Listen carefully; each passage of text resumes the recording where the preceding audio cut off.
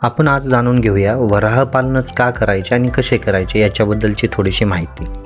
भारतात आसाम, मेघालय, त्रिपुरा, नागालँड, अरुणाचल प्रदेश, मणिपूर व मिझोराम येथे वराह पालनाचे महत्त्व जास्त आहे. याचे मुख्य कारण म्हणजे त्यांच्या खाद्यात वराहाचे मांस हा अविभाज्य घटक आहे. या भागातले मांसाहारी लोक मुख्यतः आदिवासी तसेच गरीब आहेत. तसेच त्यांचा आवडीचा मांसाहार म्हणजे वराहांचे मांस होय.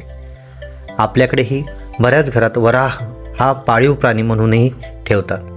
वराहाची बुद्धी, ज्ञानेंद्रिय तीक्ष्ण असून हा अत्यंत हुशार आणि प्रेमळ असा प्राणी आहे. वराह पालनाचे 2 प्रकारे पालन करतात. चांगल्या प्रतीचे वराह विकत घेऊन त्यांचे प्रजनन करून त्यांची पैदास करणे व त्यापासून पैदास होणाऱ्या पिल्लांना 6 महिन्यापर्यंत वाढून विकणे. दुसरा, 2 ते 2.5 महिन्यांची पिल्ले विकत घेऊन त्यांचे वय 6 महिने होईपर्यंत वाढवावीत आणि त्यानंतर त्यांची विक्री करावी. वराह पालनात सर्वात महत्त्वाचे म्हणजे आपल्या या व्यवसायात वैयक्तिक लक्ष असावे.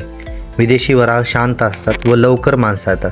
त्यामुळे वराहांना मारू नये, आरडाओरडा करू नये व त्यांच्याशी प्रेमाने वागावे.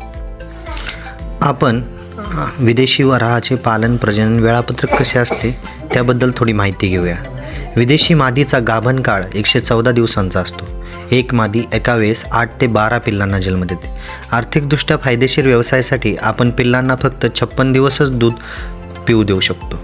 दुधातून पिल्लांना वेगळी केल्यानंतर तीच मादी परत 8 दिवसात माजावर येऊन गाभण राहते. वराह मादी वर्षातून 2 वेळा पिल्लं देते आणि कमीत कमी 7 पिल्ले विकण्यायोग्य मोठी होतात. म्हणजेच प्रतिवर्षी एका मादीपासून 14 पिल्ले मिळतात. आता आपण पाहू व्यवसायाची सुरुवात कशी करायची. कोणताही व्यवसाय सुरू करण्यासाठी त्याच्या मूलभूत गरजांचा विचार करायला हवा. व्यवस्थापनात येणाऱ्या बारीक सारीक गोष्टींच्या अडचणी, घराची रचना, खाद्याची उपलब्धता, पाण्याची सोय, वाहतूक व्यवस्था आणि सर्वात महत्त्वाचं म्हणजे बाजारपेठ यांचा आढावा घेणे फार महत्त्वाचे असते. जागा. आपण पाहूया जागा कशी पाहिजे. सर्वप्रथम जागा शहरापासून थोड्या दूर अंतरावर असावी, परंतु ती मुख्य रस्त्यांना जोडलेली असावी आणि त्यातून आपल्याला खाद्याची ने-आण करण्यासाठी सोयीचे होते. रस्ते डांबरे असावे, जमीन नापीक, खडकाळ आणि उंचावर असल्यास उत्तम. आजूबाजूला वराह चरण्यासाठी जागा असावी. दररोज 1 ते 2 तास वराहांना चरायला सोडल्यास त्यांची वाढ जोमाने होते. दुसरा घटक आहे पाणी. पाणी हा वराह अत्यंत महत्त्वाचा घटक आहे, कारण वराहांना जास्त तापमान सहन होत नाही. त्यांच्या अंगावर सतत पाणी मारणे गरजेचे असते. उन्हाळ्यात एका वराहाला 1 दिवसाला 40 लिटरपर्यंत पाणी लागते. म्हणून आपण वराह फार्म टाकताना ज्या ठिकाणी वर्षभर व कायमस्वरूपी पाणी असेल अशा ठिकाणची खात्री करून घ्या. शेड कशा आणि कोणत्या प्रकारे बांधायचे याची थोडी आपण माहिती घेऊया. शेडची दिशा ही पूर्व पश्चिम असावी, जेणेकरून पूर्वेकडून सकाळी येणाऱ्या सूर्यकिरणांमुळे तुमचं शेड कोरडं राहून रोगांचा प्रादुर्भाव कमी होतो.